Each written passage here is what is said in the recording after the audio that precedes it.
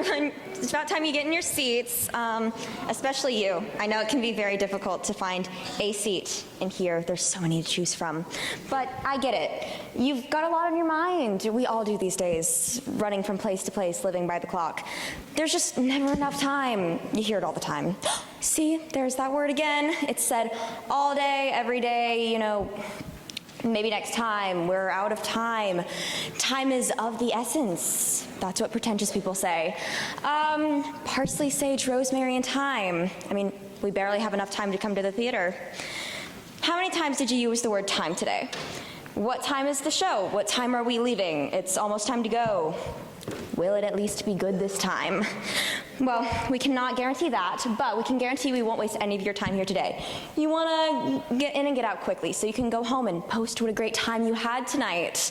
And that's why we're here, to arm you with 100% accurate and true, we promise, facts in the shortest amount of time possible. Come to think of it, this whole speech may have been a waste of your time. That never occurred to me. Here I am talking about how we won't waste your time, but this exact speech about not wasting your time is in fact wasting your time. There's a word for that. I don't know it. Oh God, I can't remember it. I bet Alanis Morissette would know though. But that's not important. What's important is that we only have a very short amount of time together, and that time is precious. Oh, okay. Enjoy the show. Exits, cell phones, candy wrappers. See you next time.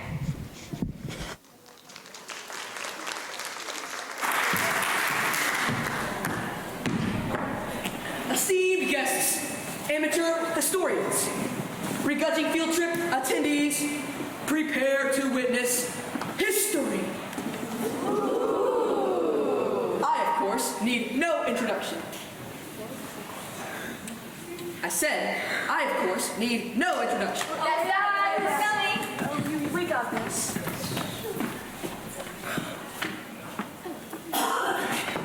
Please welcome Professor Emeritus of Patriotic Studies, former chair of the National Eagle Symposium, founder of the Society for the Preservation of Excessive Footnotes, famed historian, tea enthusiast, and 6-time recipient of the Medal for Distinguished Over-Explained. Give it up for Bartholomew T. Featherston! How flattering and completely unnecessary. 'Tis I, Bartholomew T. Featherstone, here to present my life's crowning masterwork, Libreatus Maximus. The definitive chronicle and infallible compendium of American civilization. It is but a modest 15-volume odyssey through the deep-fried, cheese-covered majesty of the American experiment. I have prepared an abridged reading that should require, say no more than 10 to 12 hours. What? Per volume. Huh? But if we remain focused and hydrated, we shall conclude no later than Wednesday.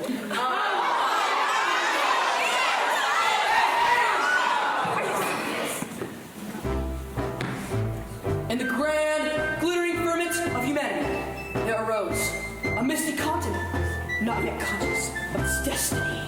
And go. Pardon you, young man. My bad. Forget it here, by the way. Featherstone? You've still got 59 minutes and 52 seconds. In the grand, glittering firmament of humanity, there arose, what do you mean 59 minutes and 52 seconds? Well, now it's 45. But time cannot contain such a comprehensive account of these United States. It is a historical tapestry, a sweeping mosaic. well, sweet past, pal, because you're on the clock. see? We took face to eyes nice people. Don't generalize. They're not all nice. You know who you are. Bottom line, we promised the audience the whole U.S. organ story all in 60 minutes or less. 60 minutes? Or less, see? American history in 60 minutes, but that's An awesome title? A killer idea? inconceivable! American history isn't a Betty Crocker cake mix. It isn't a IKEA nightstand. How long have we been in the air for? Just under 59 minutes. Then they just shut off the lights. 59 minutes, but we barely even be able to make it past the domestication of maize. Maize! Quick question, what is maize? Basically corn before corn was corn. So pre-corn corn? Why? This is preposterous. Why am I the pre-eminent scholar of this shining republic here under these circumstances? But you told us your books only sold, what, 11 copies?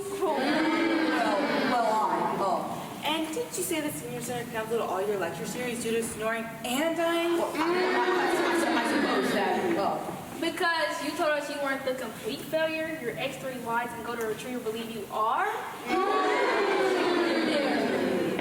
tis true. Though I've sold 12 copies now, I bought my niece one for graduation. That counts. She returned it to buy a limited edition Stanley Cup in drama pink. Back to the story, Featherface. Feather Stone! So much history, so little time. You know what? No. I suppose we can skip. No, we must include the Mayflower's compact communal agriculturalism. But if we do that, we can't ignore Pontic's Rebellion and the Currency Act of 1762. But if we do that, we can't ignore Ben Franklin's groundbreaking all-day postal system and King Philip's War. And what is wrong with you people? American history is a TikTok montage or an interweb listicle. It's dense, it's boring, and you don't deserve any of it.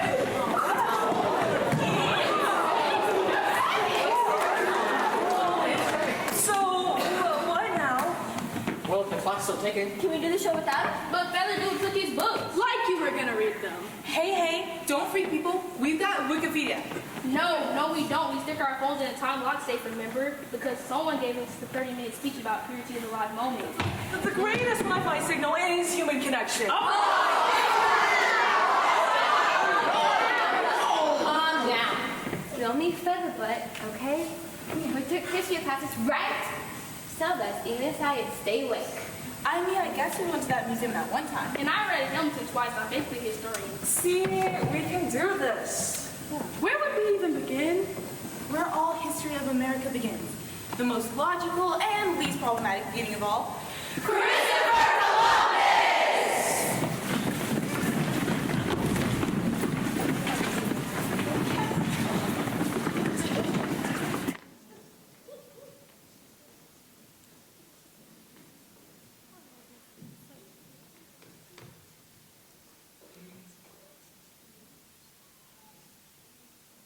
In 1492, Columbus sailed the ocean blue. Ciao Bella, I am historically beloved Italian explorer Cristoforo Colombo. Sailors, today is October 12th, 1492, and as you know, many thought sailing west in order to go east was absurd. The earth is flat, you stupid. Because it fell right off the edge, it was eaten by space monsters. Turns out though, Mamma Mia didn't raise a no fool. I promised a maritime passage to the Indies, an easy peasy boat ride to the treasures of India and China. And I'm like 95% sure I nailed it. So if my calculations are wrong, Which they most certainly are. then we'll hit Asia in uno, duo, tre. Wow, dude, nasty legend. Everyone all right? Greeters, we made landfall in China. Ni hao. What's up? And this ain't China. It's the Bahamas. Shoes are optional. Sunscreen's not. Native, bring me your gold and spices. Again, dude, the Bahamas. We got like pineapples and hammocks. I shall now impose my will and convert you. I'm good, bro. And since we've clearly landed in the Indies, Nope. I shall dub you the residents of the Indies. Don't say it. Indians! What did I say? Oh, my bad. And in 1492, Columbus truly had no clue that with his massive sails unfurled, he stumbled on a brand new world. Whoa, what do you mean a brand new world? This be a whole other continent, you ninny. Sweet Ravioli, you're telling me that I, Christopher Columbus, discovered this place? I mean, only to completely ignore the indigenous peoples, diverse populations like the Cherokee, Sioux, Cherokee, and the Apache. So I discovered this place? Wow, 500 years from now, people are gonna love me so hard. They ain't sure what might do. Columbus, Ohio. Where's Ohio? In the middle somewhere. The continent itself is called America. America, Vespucci. R, he was the one who figured out this was a new continent. R, you died thinking Cuba was just a weird part of Asia.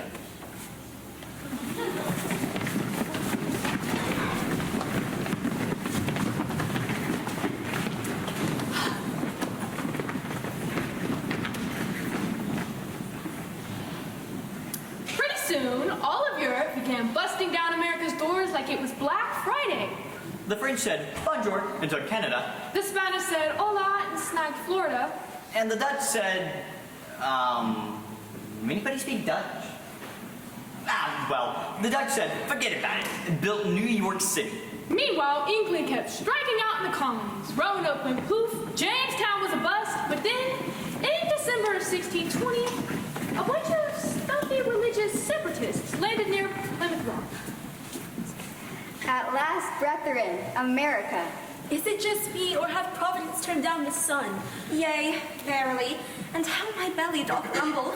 Who among us pilgrims knows how to plant a food? About that. Constance? Nay. Temperance? Nay. Misery? I confess not. Zebediah. Our gifts lieth in suffering, not farming.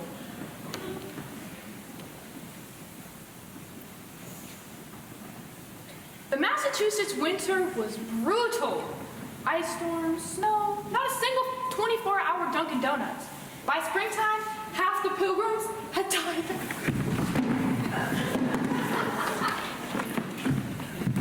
They were completely alone, helpless and hungry.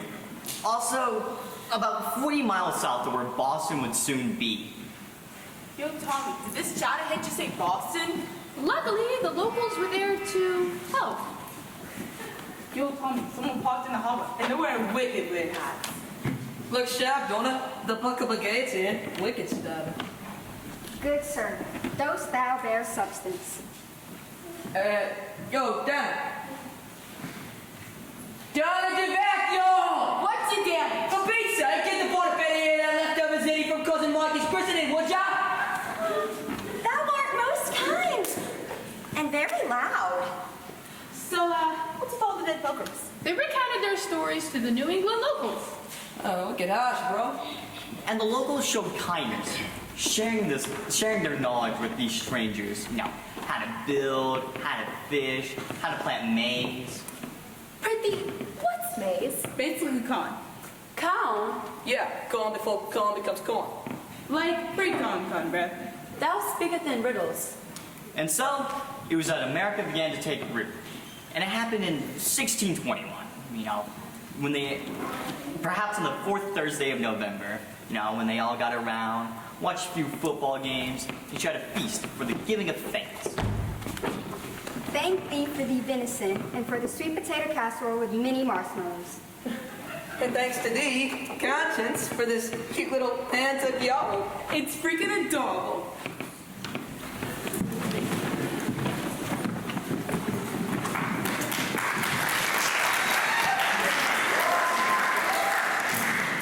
And so, America, as we know it, began with folks who sailed all the way from England just to be more boring about church.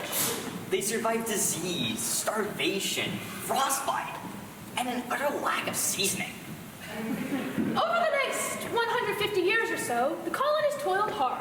They farmed, they fished, they churned butter, and invented the rocking chair. They built towns and churches and taverns. Lots of taverns. But while they were busy becoming, well, Americans, Britain was becoming a bit much. Taxes kept climbing and the colonists had no say in the matter. And so, they brought their concerns to the British. Oh dear. Do you smell that, Pinwick? I do, Lady Zimbledown. 'Tis either horse dung or colonial fur. They've spotted us, Pinwick. You don't reckon they'll jump on and on about taxes, do you? Oh, how vulgar. You British people, we see you. Colonist, huzzah. Okay, first, I love the accent. Super cute. I'm Trish, this is Rhonda. Anyway, listen, so we're not mad about all these taxes. No, we get taxes. We're moms. We've been in fundraising. Last week I sold 500 used wear tarts for Bessie's 5% of them. Oh yeah, we super don't mind sharing. Thing is, you just gotta ask first, you know? All right, peasant, please pay your taxes. She doesn't get it. Maybe the corset stopping the blood flow to her brain. So to clarify, the Americans want taxation, I wouldn't say one. but not without representation. Bingo. Lord Fancy Pants gets it. Pish posh! You hate representation. Too many meetings. Besides, Parliament already represents all British subjects, and, well, we've saved you inconvenience of voting. You're welcome, Governor. To talk for now. Oh, yeah. Oh, yeah? Then what about paper? What about saying these grown, smart, and moderated king lovers? Way to go, Rhonda. You got laid teabag on the ropes. Let's try this again. You Americans want representation. Darn tootin'. And you want taxation? Ideally the first, not the second. But if you had representation, you would pay your taxes. I mean, we'd still take the standard deductions. And we flush the numbers around and file our return super late. And we complain a lot. Oh yeah, we'd complain a lot. Like all the time. I need to settle down. This sounds like a lose-lose proposition. Certainly, Penwick. So let's just tax everything, shall we?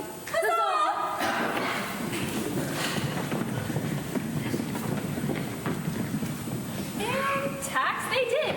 In the name of King George III, the Brits taxed sugar, molasses, wine, coffee. Textiles, newspapers, and the biggie, tea. But beyond taxes, King George treated the colonists like, dirt. Yeah, he interfered with the courts, he ignored the petitions they set up, he even disbanded local governments. In short, King George acted like a tyrant. And by July of 1776, it was time for a breakup. Dear George, you up? We need to talk. That's Paul Jefferson. Sure shouldn't call him. It's hard to tell the tone from these sort of things. I got this. In the case of human events, it becomes necessary. Too flowery. I heard that. So, it's not you, George. No, it's totally you. You tax and tax and tax. You never listen, and we met someone else. Her name's Democracy. Harsh. Buff that band-aid, son. We hold these truths to be self-evident, that all men are created... You're doing it again. I'm sorry, habit. We had a good run, KG3. The whole burning down of towns thing was a huge red flag, and forcing us to let redcoats couch surf, not cool. And so, we make this declaration. We're gonna try being independent for a while. Was that a bit too... No, That no. needs to be said. You wrote back. What did he say? What did he say? George said, "Are you dumping me?" Over text. Ugh, kings are so clingy. Eye roll emoji. Quit being dramatic, Bill. Dramatic? Did Captain Fish and Chips call us dramatic? Dude, 2 words. Boston Massacre. Truth, Mom. I legit don't get it. I gave you 13 colonies and so much tea which you dumped in the harbor. Now I feel bad. Stay strong, Hancock. It's time for the nail in the coffin. And so, in support of this declaration, we mutually pledge to each other our lives, our fortunes, and our sacred honor. Signed, Thomas Jefferson. Signed, John Adams. And John Henry. And John Henry. What's wrong? Caps lock is stuck on. Oh well. And John Hancock in all caps. I feel like I sounded a bit too big. No one's gonna notice. Oh, what'd he say? He said, okay, loser is fine, but now we're in a fight. Fight. What kind of fight?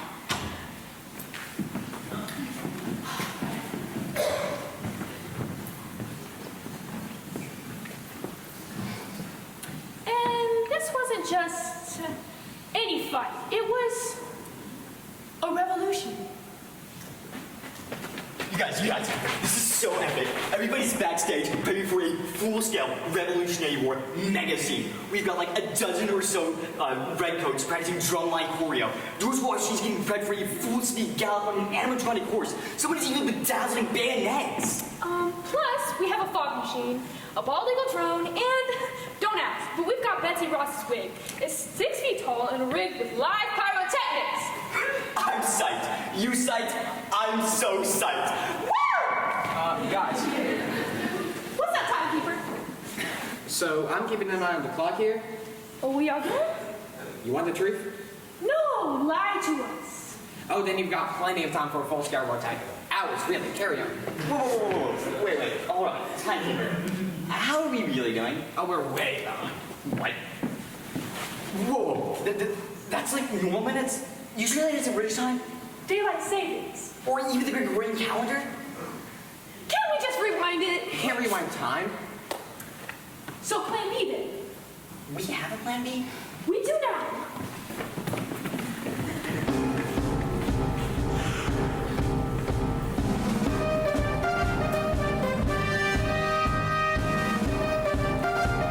Good evening, Freedom fans. I'm Buzz Pilot. And I'm Chuck Dunbar, bringing you Musket to Musket, history's greatest upset, the American Revolution. First wave of the war, Lexington Concord. Uh-oh, the British coming hot with the sneak attack. Which way are they going, Buzz? By land? By sea? By land? By sea? And Paul Revere with the big defense. The British are coming, Buzz, and this war is on like Donkey Kong. Moving. I may not have had my morning coffee. So, next up, the Battle of Bunker Hill. Let's check in with sideline reporter Stacy Love. Stacy? Thanks, Chuck. I'm here with Colonel William Prescott, who gave his men a surprising pep talk. Colonel? First I said, boys, now's a good time to pee. Great advice. Then I said, don't fire till you see the whites of their eyes. Talk us to that decision. Was it misdirection, Roboto? We were out of gunpowder. Brilliant? Not really. Our soldiers are poorly trained, and our muskets, they're basically decorative. So really, I was trying to lose more slowly. Moving on to the second half. It's the sleeper play of the season. Washington crosses the Delaware! And boom goes the cannon. Christmas night, freezing rain. The British Army con their footy pajamas. With one move, Jesus shifts the momentum! Give that man a monument. And finally, the home stretch, Chuck. Yorktown, 1781. Washington presses from the north. The French ships blockade the coast. The Brits are boxed in. And they surrendered. Boom goes the cannon. Final score, Rebels, 1776. Redcoats, 0. Gotta say, Buzz, that was one heck of a revolution. They had everything. Guts, grit, a guy named Benedict Arnold switching jerseys mid-game. And in the end, a star-spangled miracle. From Colonial Sports Network, I'm Chuck Dunbar. And I'm Buzz Pilot. We'll see you for the rematch in 1812.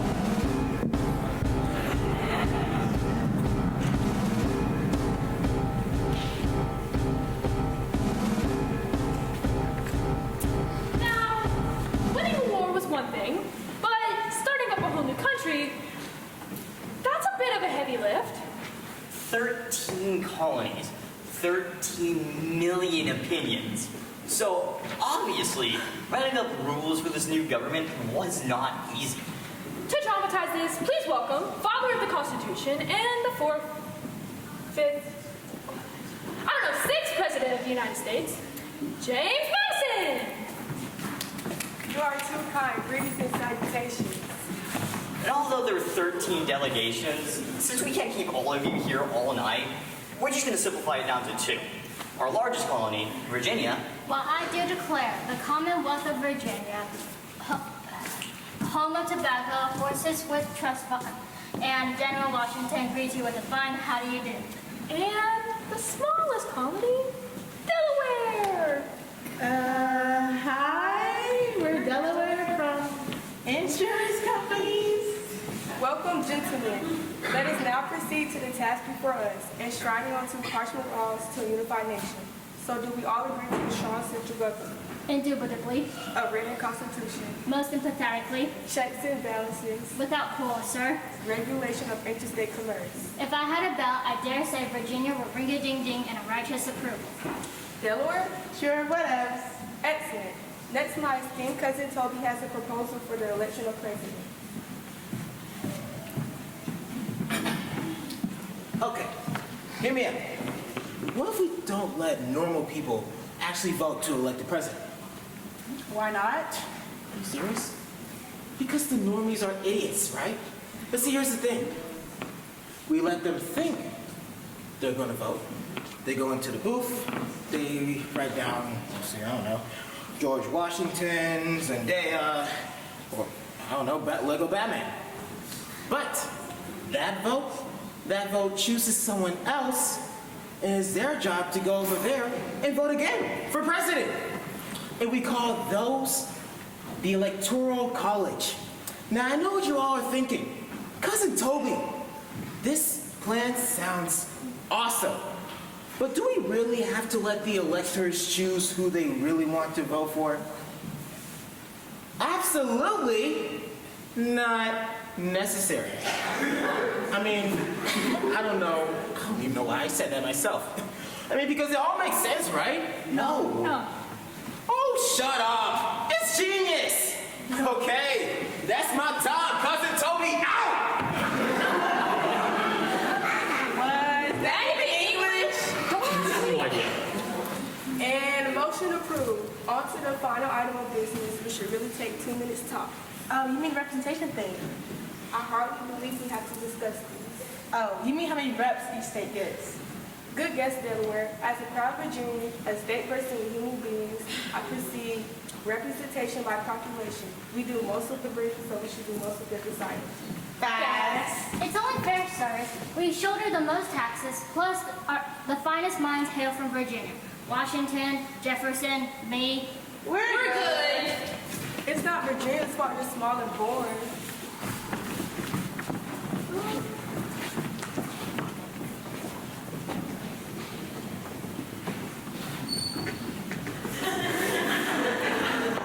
It took, say about 116 days during the Philadelphia heat wave. But eventually they came to a conclusion over mulled wine and cheese sticks. Now, when it came time to pick the nation's first president, General George Washington ran. Now, here's a spoiler alert for you guys. He won. Unanimously. And not by, oh, he won by a lot unanimously. No, we're talking full sweep, 0 oppositions, no one even tried to be cute about it unanimously.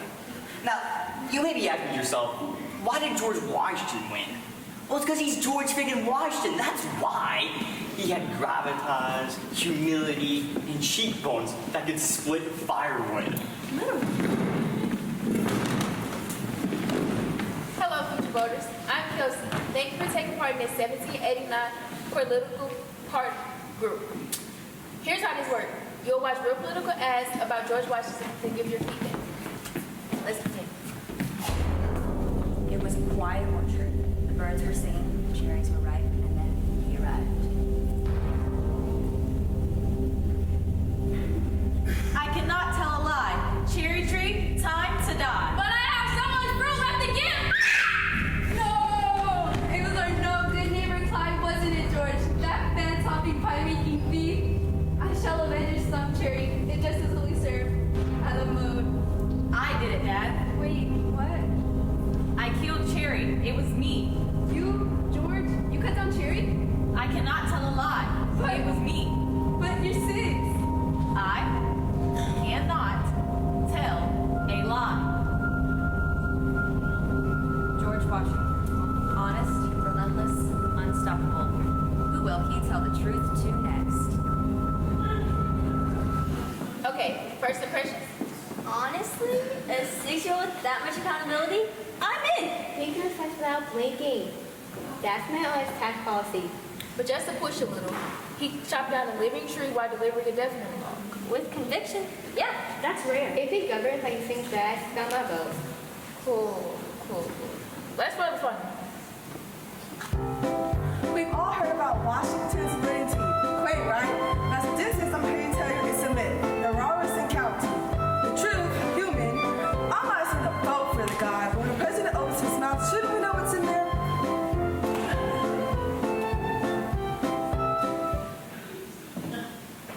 Okay, thoughts. He fought a revolution of a Pacific head? Wow. He's so complicated. This country needs nuance. No, what this country needs is a president who doesn't chop down trees and have a mouthful of unclaimed business folks. Fine, let him be America's boyfriend and put your money on his motives. I'm done. Good luck with your stupid country.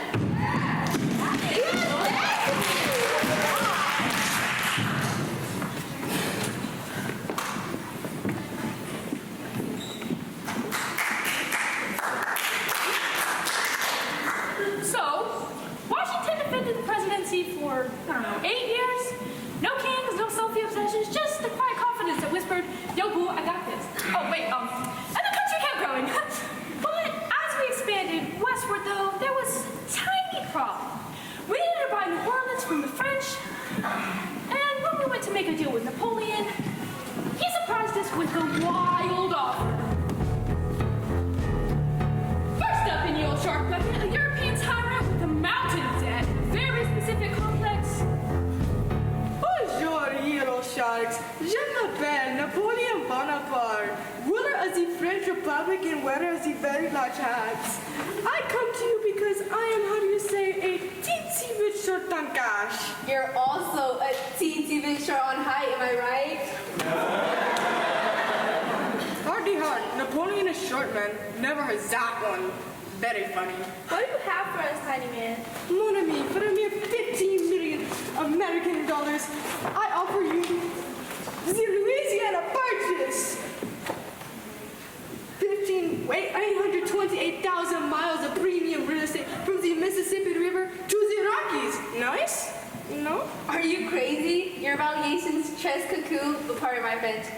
But 15 mil for swamps and wilderness? The mosquitoes alone. 3 cents an acre's kind of big. The Louisiana Purchase will double the size of America. National parks, ample waves of grain, Walmarts. Plus, I throw in New Orleans for the low price of free. I do love jambalaya. This is ye old shark bucket, not ye old fairyland. We already have 13 colonies. We don't need French money. I'm out. With one shark gone, Napoleon must impress the other two in the old bucket. Judy's on the fence, but the third shark, Thomas Jefferson, has been awfully quiet. Oh, Miss Thomas Jefferson, you love the French things, arts, wine, cheeses. How about the territory? Sir, I do confess a fondness for your verses, your vintages, and your fine fromages, but land is a delicacy of another order, and I must taste it with the tongue of reason. Mr. Bonaparte, I have a question. I'm desperate, Thomas. Haiti's reveling and British navies are big and scary. What am I, chopped liver? He's the president. You invested $20 in a self-draining butter pail. That's it. I'm out. With only one shark left in the bucket, Napoleon must stand tall and make a deal. Well, as tall as he can. That is so rude. But under pressure, Napoleon's crumbling faster than the patient that will soon take his name. I said that is so rude. Now, good sir, I do not purchase nations with the same haste. I order a Bordeaux. But I offer you manifest destiny. What decided to get her infested wetlands? The Constitution does not explicitly grant me the power to purchase land. Nor does it say you cannot. No? True. The Constitution also doesn't mention cheese, and yet I partake. It's also true that this land would secure trade and westward expansion. Plus, it really stick at Alexander Hamilton's stupid rapping face. Wait, stick it to Hamilton. And in that moment, Thomas Jefferson didn't just see swamplands and humidity. He saw legacy. Very well. I'll accept on one condition. Anything. You stop sending me baguettes with "Say BTJ" written on them. Oui, monsieur. And in that moment, a deal was struck. Napoleon got his cash, and America got a serious fixer-upper called the frontier. No, excusez-moi. I must go lose a war in Russia. And that's how we bought a continent slightly used. In 1804, Jefferson sent Lewis and Clark to map out the Louisiana Purchase, and while they get all the credit, their tour guide, Sacagawea, did all the actual work of, well, you know, not dying. Over the next 50 years, we kept adding new states, but each time there was tension. Tension over, well, part of our history we haven't discussed yet. Slavery. Slavery is our country's original sin, and its original contradiction. A nation of slave owners yearning to be free. The South's economy was reliant on it, so they clung to this cruel practice. But with each new territory came a dangerous debate. Would it be a free state or a slave state? Our union was pretty much a ticking time bomb. By the 1850s, the country was barely on speaking terms with itself. With the relationship between the North and South in shambles, it fell on Abraham Lincoln to try and hold it together. Come on, Abe, you can do this.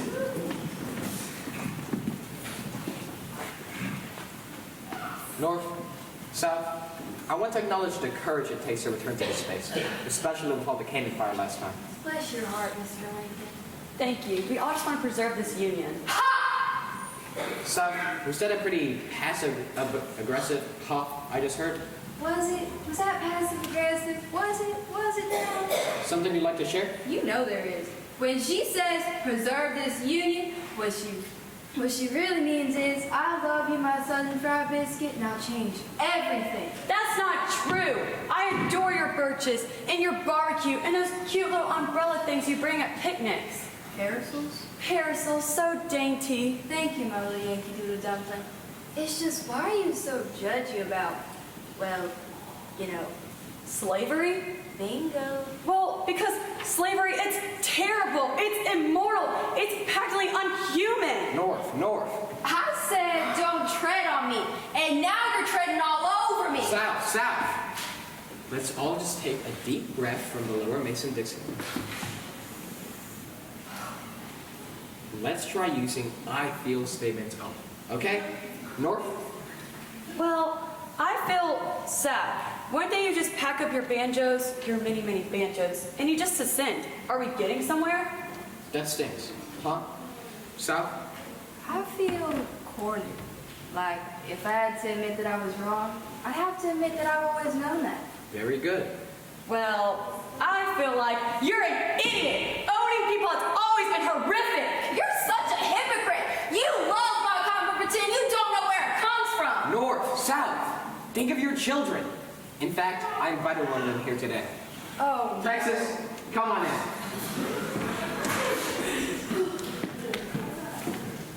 Howdy, everybody. Are Mama and Big Daddy fighting again like two squirrels in a cactus patch? There's my little frontier firecracker. Are those new boots? Quit butting her bonnet. She's on my side. I ain't on no one's side. I do what I want. Heck, I might secede again just for fun. You're as fiery as your 3-bean chili. Zip it, Dixie. I never asked to be part of this marriage. I have my own country, my own flag, my own Alamo. You know what? Maybe I'll take my belt buckles and move back into Mexico. Adios, suckers. This infighting can't go on forever. A house divided amongst itself cannot stand. Have I said that before? Yep. Like a bajillion times. Well, how about this? 407 years ago, our forefathers. I am really repeating myself. Can I just secede from this conversation? Look, Sal, I've always loved you. You're warm, you're wild, you're extremely humid, but your economic system, it has to go. I'm not blaming you. I know I'm complicit, but for this union to go on, you know it must end. So this is goodbye, my love. And if this means war, please make it simple.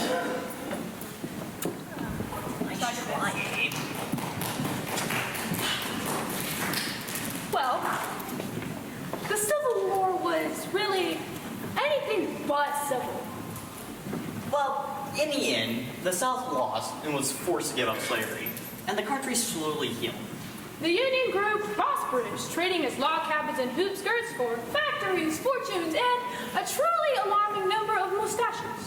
Railroads crisscrossed the country, Wall Street turned into a mosh pit of millionaires, and robber barons such as Rockefeller and Carnegie, they made so much cash, they had to invent philanthropy just to get rid of it. And the stock market didn't just boom, it detonated. In the roaring 20s, everyone bought stocks. And why not? Prices only went up. The parties got wilder, the champagne got fizzier, but then, in October of 1929, it all came crashing down.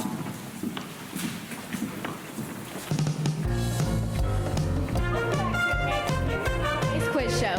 It's time to play What Caused the Crash? I'm your host, Bonnie Bubbleburst. Let's meet our contestants. From Chicago, she sold her house to buy stocks in a company that makes nothing but jazz. It's Rosie. From New York, she's got a flapper dress, a bathtub full of gin and gams for days. It's Mitzi. And from Tulsa, he's been digging in his backyard for oil all week. It's Carl. Okay, folks, hands on buzzers. The question is, what caused the stock market to crash? Was it the rising of women's headlines? My preacher thinks so, but incorrect. Jazz hands. Maybe, but no. Wait, the stock market crash? Famously so, Rosie. Last Tuesday, more specifically Black Tuesday, everyone went broke and stockbrokers let from windows. Like confetti, but squishier. When you say everyone went broke. Yes, Rosie, even you, especially you. All you have now are the clothes on your back. Well, besides that hat, which the bank just foreclosed on.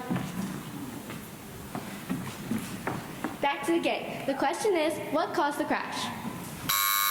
Let's see, it's the 20s, so moonshine, El Capone, ooh, women's voting rights? Wow. Bold, incorrect, and offensive, but bold. Dinosaurs. Jazz. No, Babe Ruth. Dinosaurs dressed as Babe Ruth with tiny arms. So, like, how much money do I have? Let's see, Rosie. 0 times 0. Carry the 0. You have 0. Oh, that sound means time's up. What crashed the economy, setting off the Great Depression? Same thing as always. Rampant speculation, lack of regulation, obscene wealth inequality, but mostly just plain old American hubris. So, do we win anything from this? Or? Yep. A wheelbarrow full of worthless gift certificates and a commemorative soup coupon to Herbert Huber. Can I eat it? I'm hungry. Stay tuned, folks, for our newest game show, Survivor, Dust Bowl Edition. Dust Bowl Edition, aka Who Wants to Be a Dirt Farmer? Thanks for tuning in to What Caused the Crash?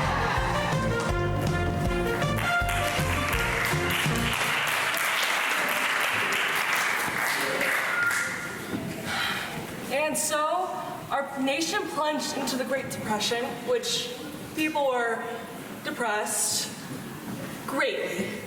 Beyond our borders, though, trouble was brewing, and coming up was the sequel to World War I that no one had asked for.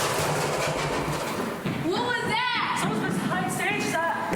Stop the performance! Do not proceed. Do not continue. Do not pass go and collect $200, which was a lot of money in 1929. What's going on? Okay. Everyone, actors, come out here, please. Bartholomew T. Featherstone has something he'd like to say.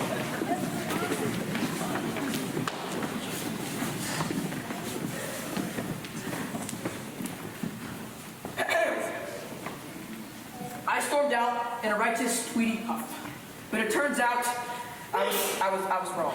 I was so wrong, and I was so wrong. Okay, I completely just ignored you guys. I mean, you brought history to life in a way I never could.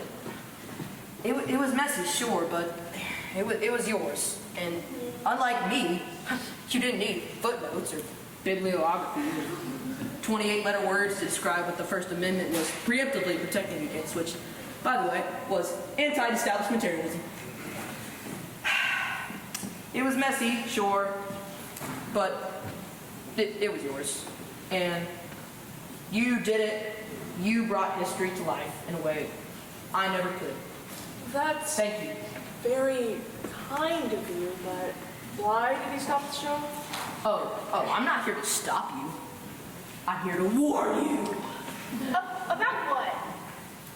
You only have 5 minutes left to present the last 100 years of American history. 5 minutes! That's only half a podcast. Or talk TikToks. Or one mental breakdown. And we barely even touched the 20th century. Not to mention all the stuff that's been happening lately that we're still too emotionally raw to discuss. What do we do, Featherstone? You're the expert. Do we skip stuff? No! Never. We power through and compress aggressively with 100% unearned confidence. Yeah, we got this.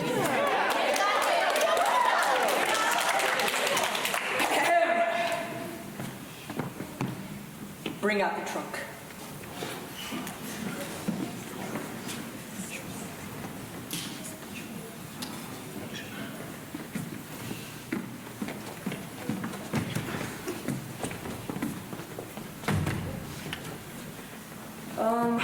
Okay, everyone, actors, grab your costumes.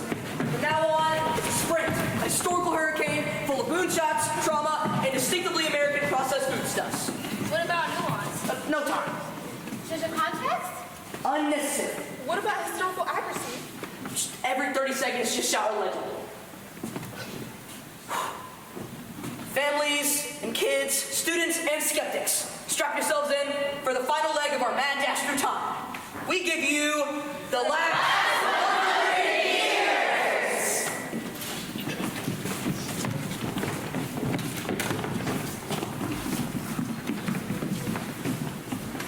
Hiya, it's the 40, see? The Depression's over and Uncle Sam needs you. Hitler's toast, Rosie's riveting, Boogie's brooding, and those babies sure are booming, just like the A-bombs.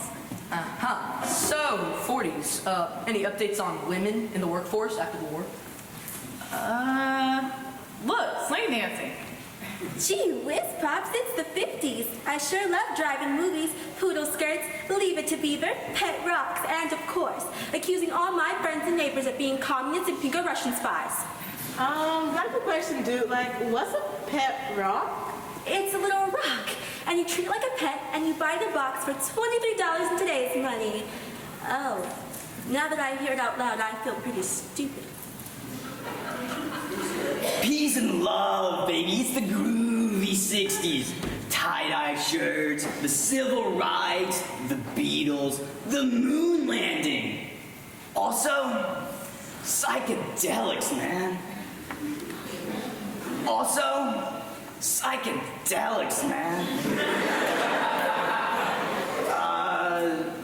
What were we talking about? Hey, who are those people out there in the dark? I see you. Stop watching. Keep on trucking, baby. It's the super fly, far out funkadelic 1970s. Can you dig it? We're boogieing down with Vietnam and Watergate. And the gas crisis. Don't forget runaway inflation, pal. And the decline of the steel industry, see? So many serial killers. And like way too much disco, man. Huh. Maybe the 70s were neither far out, superfly, nor funkadelic. What up, nerds? Time for the totally gnarly and bodacious 80s. Breakfast Club, MTV, Rubik's Cube, and the Pepsi Challenge, and totally tubular shoulder pads. So, 80s, did trickle-down economics ever trickle down? Not yet, home slice. Still waiting.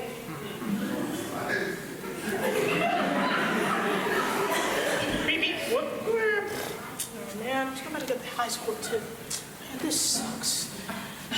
Whatever. It's like the 90s, and we're all about flannel and pussy and the sound.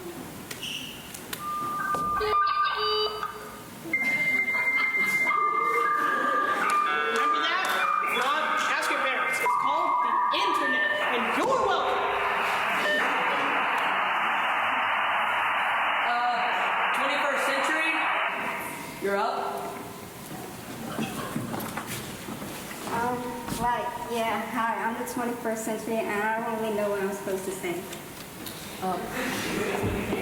You got this. I guess we got phones now that amplify our deepest anxieties, and cars that drive themselves, and access to all human knowledge, though I still can't remember any of my past ones. We had hope, I guess, terror, play, and progress, boy bands, and climate change, and I think I'm allergic to gluten. You know, I'm trying to sum this all up, but I don't know how. Are things good? Are things bad? How am I supposed to know? You know, we didn't know what we were getting into either. It was just a world full of war and worry. We marched for change, man. But we didn't know what would happen. Maybe that's the point, you dig? Everything just seems like too much and not enough all at the same time. Welcome to the club. Golly gee, pal, you don't need all the answers. You just need to keep going. That's history. So I'm not broken? You're just new. That's time. Good job, everyone. You did it! And what you did, it wasn't just a play. It was full of heart, gumption, and a truly, truly irresponsible number of historical inaccuracies.